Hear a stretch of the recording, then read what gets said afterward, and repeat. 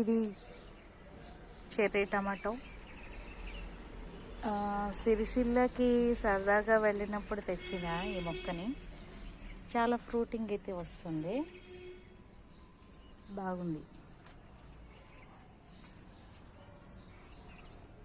ఇది బీట్రూట్. ఇప్పుడు అందరికంటే హైలైట్ కివి. ఇది పర్సిమన్ ఫ్రూట్, చైనా ఫ్రూట్ అనుకుంటా. నేను ఆన్లైన్లో తెప్పించాను. చాలా తక్కువ టైంలోనే ఫ్రూటింగ్ అనేది స్టార్ట్ అయిపోయింది నాకు. అసలు ఈ క్లైమేట్లో ఉంటుందా లేదా అని అనుకున్నా కానీ చాలా మంచిగా పెరిగింది. నాకే దిష్టి కొట్టేలాగా, నేనే దిష్టి కొట్టేలాగా ఉంది. ఇదేమో సంపెంగ, ఇంకా ఫ్లవర్స్ రావట్లేదు.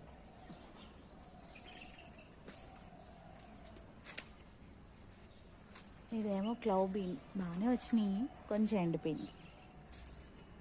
వంకాయ. ఈ నేరేడు దీంట్లో అన్ఎక్స్పెక్టెడ్గా పెరిగింది, కానీ వేరే తోటలకు మార్చాలంటే ఆ బ్యాగ్ను పాడు చేయాలి. అది పాడు చేయాలంటే నాకు ఇష్టం లేదు, అందుకని అలా వంచిన. ఇది గోవా ఫ్రూట్ అండి, ఇది కూడా దానికి అదే వచ్చింది.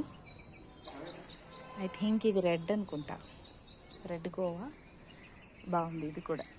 మొన్నటి వరకు అసలు ఏం పెరిగేవి కాదు, కానీ నేను కొంచెం శ్రద్ధ చేసి ఎరువులు, వర్మి కంపోస్ట్ అవన్నీ వేస్తుంటే మల్లెల సీజన్ కదా, మంచిగా మల్లెపూలు వస్తున్నాయి, ఎంతో మంచిగా బ్లూమింగ్ వస్తున్నాయి. ఏమైనా టిప్స్ ఉంటే చెప్పండి ఫ్రెండ్స్ ప్లీజ్. ఇది ఆల్ స్పైస్ మొక్క. ఆల్ స్పైస్ చాలా మంచిగా వచ్చింది. ఇది కరివేపాకు, పాపం అలా పెరుగుతూ ఉంది. ఇది స్టార్ ఫ్రూట్.